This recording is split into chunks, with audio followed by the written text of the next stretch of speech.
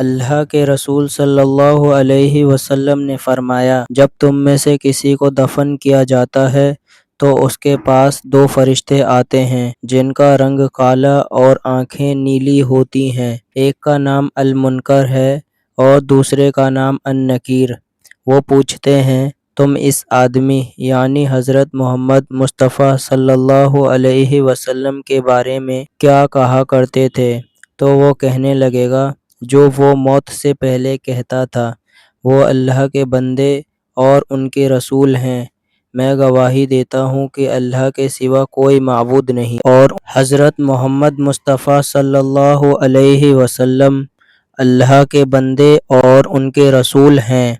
فرشتے کہتے ہیں، ہمیں پتہ تھا کہ تم یہی کہو گے۔ پھر اس کی قبر کو 70 بائے 70 ہاتھ تک پھیلا دیا جاتا ہے اور اسے روشن کر دیا جاتا ہے۔ پھر اس سے کہا جاتا ہے، سو جاؤ۔ وہ کہتا ہے، کیا میں اپنے گھر والوں کے پاس جا کر انہیں یہ بتا سکتا ہوں؟